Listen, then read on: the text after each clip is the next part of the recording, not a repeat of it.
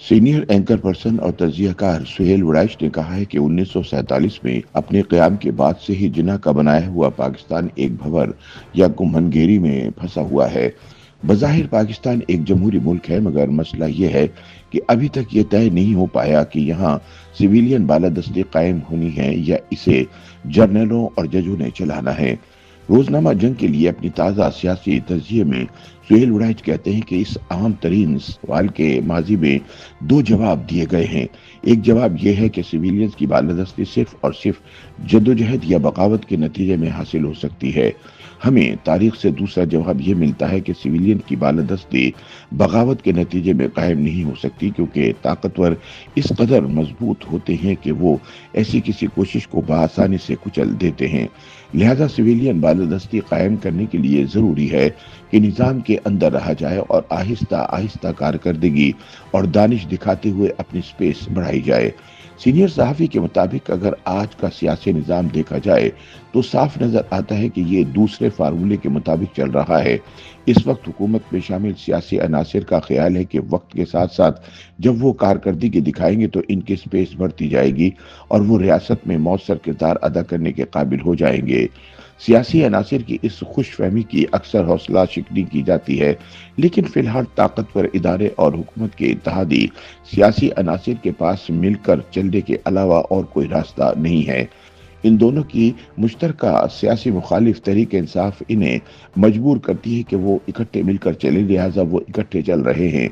लेकिन सुहेल वड़ैच के मुताबिक दोनों तरफ दबाव है, खींचातानी जारी है और मौजूदा सेटअप में शामिल सियासी और गैर सियासी कुव्वतें एक दूसरे के साथ मिलकर चलने के बावजूद दिल ही दिल में एक दूसरे की कमजोरियों पर नाला रहती हैं। उनका कहना है कि जब से दुनिया बनी है दो अंदरूनी जंगें मुसलसल जारी हैं। ये जंगें आज़ादी और मसावत की हैं। बदकिस्मती से जहां आज़ादी मिलती है वहां मुआशी मसावत नहीं होती, और अगर कहीं मुआशी मसावत का निज़ाम कायम हो भी जाए तो वहां आज़ादी मादूम हो जाती है। सीनियर सहाफ़ी के मुताबिक पाकिस्तान में भी आज़ादी की जंग जारी है, लिहाजा मुआशी मसावत के मसाइल भी इसी तरह से मौजूद हैं जैसे पहले दिन से थे। पाकिस्तान बनने के बाद बानी मोहम्मद अली जिन्ना ने पार्लिमानी जमहूरी निज़ाम और सिविलियन बालादस्ती के हवाले से वाज़ेह पैगाम दिया था, मगर 1948 की पाक भारत जंग ने मुल्क की सिमत बदल दी। पाकिस्तान ने बनना तो एक फलाही जमहूरी रियासत था, लेकिन अपने बचाव की खातिर इसे सिक्योरिटी स्टेट बना दिया गया।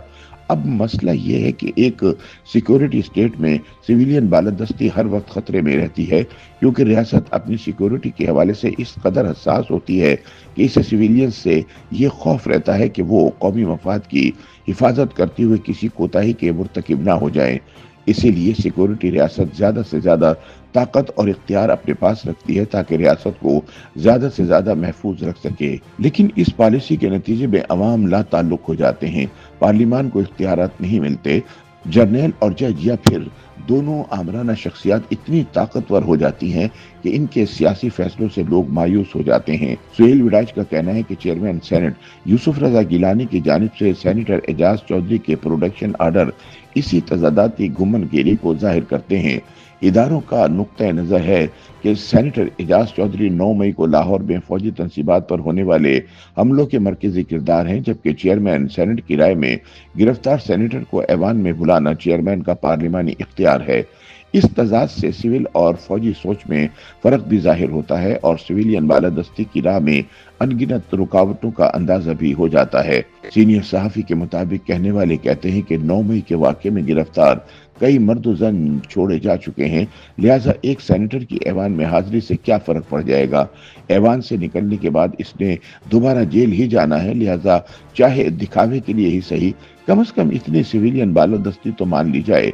लेकिन दूसरी तरफ ताकतवर हलकों का कहना है कि फौजी तंजीबात पर हमलों के मुलजिम को जेल से निकालना रियासत के लिए बागियों के खिलाफ सरेंडर करने के मुतरादिफ होगा। सुहेल वड़ैच का कहना है कि पिछले चंद बरसों से पाकिस्तान मुसीबत और सियासत की जिस गुमनगेरी में फंसा हुआ है, इसमें बुनियादी नुक्ता बहरहाल सिविलियन बालादस्ती पर आयद करदा हुदूद का है। पाकिस्तान को दुनिया से सीख कर चलना चाहिए। दुनिया के हर मुल्क को अपनी सिक्योरिटी की फिक्र होती है। امریکہ اور برطانیہ جیسے جمہوری ممالک میں بھی دفاعی ادارے فیصلہ کن حیثیت رکھتے ہیں، لیکن تاریخ کا سبق یہ ہے کہ سویلین بالادستی سے چلنے والے ممالک سیکورٹی ریاستوں کی نسبت زیادہ خوشحال، زیادہ آزاد اور زیادہ مطمئن ہیں۔ ہمیں بھی بتدریج اپنے غیر سیاسی اداروں کا کردار محدود کرنا چاہیے۔ ایسا کرنا اس لیے بھی ضروری ہے کہ نیوکلیئر ریاست اور اس کے طاقتور اداروں پر اغیار کی بری نظریں ہیں۔ یہ ادارے ریاست کے لیے ہیرے ہیں اور ہیروں کو چھپا کر رکھنا ہی ان کی حفاظت کو یقینی بناتا ہے۔ ریاست کو اپنے ہیروں کو پبلک نہیں کرنا چاہیے۔ ہمارے ادارے بھی پینٹاگون کی طرح ریاست کو مشورہ دیں، لیکن فیصلے سویلین سے کرائیں، کیونکہ دنیا میں یہی چلن کامیاب ہوا ہے۔ سینئر صحافی کا اصرار ہے کہ سیاسی کمنکیری کی مضبوط گانٹھوں کو کھولنے کے لیے اہل سیاست کا کردار بھی اہم ہے۔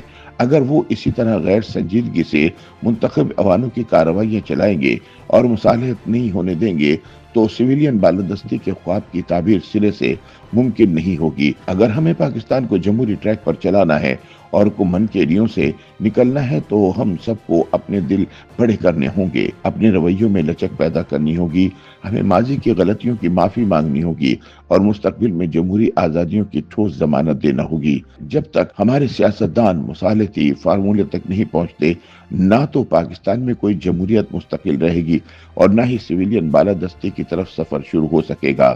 اب وقت آ گیا کہ ہم سب اپنی غلطیوں سے سبق سیکھ کر مثبت سوچ کے ساتھ آگے بڑھنا شروع کریں۔ YouTube پر گوگلی نیوز دیکھنے کے لیے youtube.com کی سرچ بار میں googly news T V type کریں۔ گوگلی نیوز کے پیج پر سرخ رنگ کے سبسکرپشن والے بٹن پر کلک کرنا نہ بھولیے۔ YouTube پیج پر اپلوڈ ہونے والی ویڈیوز سے باخبر رہنے کے لیے بیل آئیکن پر کلک کیجیے۔ آپ کو ہر نئی ویڈیو کے بارے میں نوٹیفیکیشن موصول ہو جائے گا۔